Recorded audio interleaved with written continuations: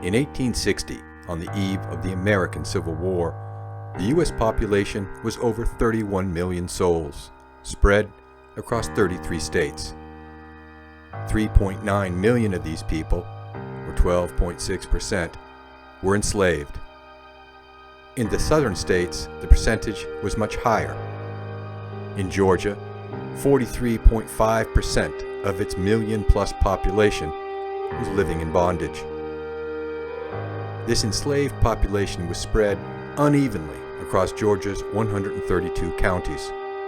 Mapping U.S. Census data onto the separate counties shows shades of red where the number of enslaved residents was greater than 50% of the county population. Converting the data to 3 dimensions illustrates how certain counties had very high proportional enslaved populations, some exceeding 70%. These highest numbers were prevalent in the coastal counties of the Tidewater region, where rice and long staple cotton were hugely profitable crops.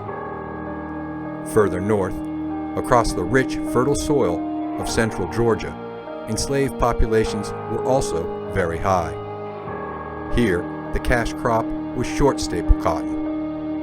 Only further north, across the Piedmont and into the foothills of the Appalachian Mountains, where the soil was not receptive to cotton cultivation, do enslaved populations drop to less than 5%. The same year this data was compiled, 1860, Abraham Lincoln was elected to the presidency. 11 states responded by calling for secession. 7 ultimately seceded. Georgia was the 5th. One would think each of Georgia's 132 county delegations voted according to their investment in enslaved labor. But the facts tell a different story. The black color indicates a unanimous vote by the county's delegation for secession. White indicates a unanimous vote against secession. Gray indicates split votes.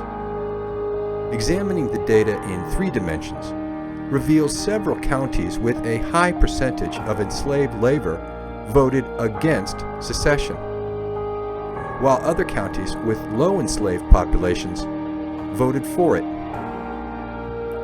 One important point to remember: these were not votes for or against the institution of enslaving human beings. They were votes about how best to protect that peculiar institution in the wake of Lincoln's election. The question of slavery itself was ultimately resolved on the battlefields of the American Civil War.